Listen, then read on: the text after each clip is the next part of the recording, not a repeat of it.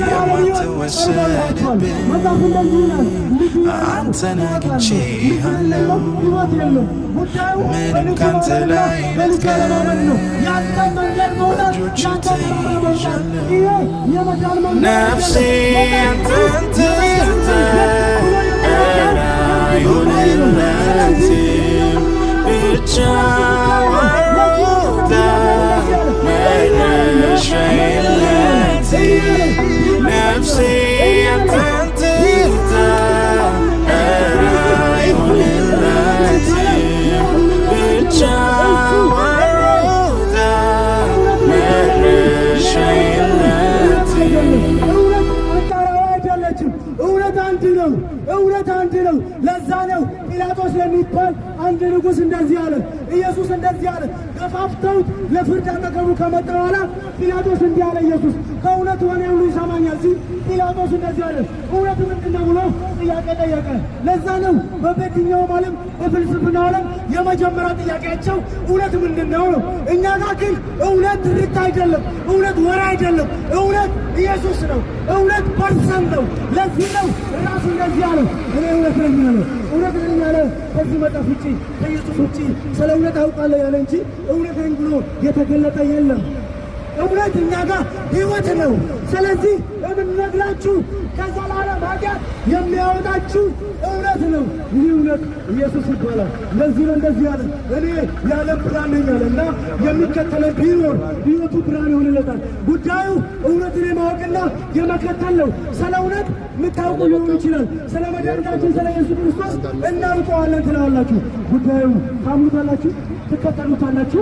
ይህ ጉዳይ በጣም ጉዳይ ነው። መጽሐፍ ሲናገር እንደዚህ ይላል። በዮሐንስ ወንጌል ምዕራፍ 17 ቁጥር 3 ላይ እንደዚህ ይላል፣ እውነተኛ የሆንክ አንተ የላከውን ኢየሱስ ክርስቶስን ያውቁ ዘንድ ይህች የዘላለም ሕይወት ናት። በኢየሱስ ማመን ኢየሱስን ማወቅ የዘላለም ሕይወት ነው።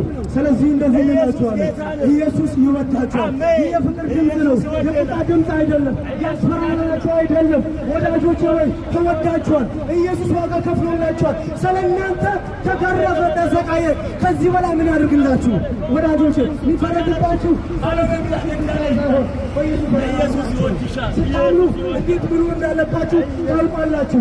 ስለዚህ በኢየሱስ እመኑ። ምንናገረው አንድ ጉዳይ ነው። ኢየሱስ ያድናል። ኢየሱስ ያድናል። መዳን በሌላ በማንም የለም። እውነተኛ እረኛ እረኛ ነው።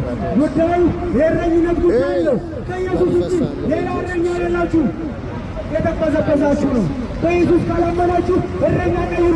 እረኛችሁ እሱ ቀማኛ ሌባ ነው። እሱ ሊሰርቅና ሊያርድ ሊያጠፋ የተገለጠ እረኛ ነው። እውነተኛው እረኛ ኢየሱስ ክርስቶስ ነው። ወደዚህ እውነተኛ ወደሆነው እረኛችሁ ነው። እሱ ይወዳችኋል። ለዚህ ነው በሉቃስ ወንጌል ምዕራፍ 15 ላይ አንድ ሰውዬ አንድ ንጉሥ ነበረ። 2 ልጆች ነበሩት። አንደኛው ልጅ በቤት ነበረ። አንደኛው ልጅ ግን ድርሻን አንጣ ብሎ ድርሻውን ተቀብሎ ከአባቱ ተበለጠ ይላል። ምክንያቱም ወደ ቤቱ ልመለስ ባሰበ ጊዜ አባቱ ከውሩጭ እጁ ዘርግቶ ተቀበለው ይላል። እግዚአብሔር በበደለኛ በኃጢአት ስሜት ውስጥ ናችሁ። እናንተ ሸክም የከበዳችሁ ወደ እኔ ኑ፣ እኔም አሳርፋችኋለሁ። ከኢየሱስ ውጭ የሚያሳርፍ ጌታ የለም። እረፍት አታገኙ። እውነተኛ እረፍት በኢየሱስ ላይ የተገለጠው። ስለዚህ ወዳጆቼ እንጠራችኋለን፣ በፍቅር ድምፅ እንጠራችኋለን። ኢየሱስ ይወዳችኋል። ኢየሱስ ዋጋ ከፍሎላችኋል። ኢየሱስ ስለ እናንተ ሕይወቱን መሥዋዕት አድርጓል። ወዳጆቼ ወይ እንደዚህ ያለ መጽሐፍ ሲናገር በዮሐንስ ወንጌል ምዕራፍ 12 ቁጥር 23 ላይ እንደዚህ አለ፣ እውነት እውነት እላችኋለሁ የሰው ልጅ ይከብር ዘንድ ሰዓቱ ደርሷል። እቺ የስንዴ ቅንጣት ብትሞት ብዙ ፍሬ ታፈራለች፣ ባትሞት ግን ብቻዋን ትቀራለች። ወዳጆች የእግዚአብሔር አምላክ አንድ ጻድቅ ሕዝብ ላይ ተገልጦ ነበረ። አንድ እውነተኛ አንድ ጽድቅ የተገኘበት ኢየሱስ ክርስቶስ ነው። ይህን ኢየሱስ ክርስቶስን ብዙዎችን ለማዳንና ብዙዎችን ለማጽደቅ ሲፈልግ እሱን በምድር ላይ መስዋዕት አደረገው። በእሱ በኩል እኔና እናንተ ዛሬ በኢየሱስ ክርስቶስ ጸድቀናል። መጽሐፍ ለዛ ነው እንደዚህ አለ፣ ሰው በልቡ ኢየሱስ ጌታ እንደሆነ ሰው በልቡ በአፉ ቢመሰክር ይድናል። መዳን ቀላል ሆኗል። አንደበት ታቀርቧል። ከዚህ በላይ ምን ያደርግላችሁ?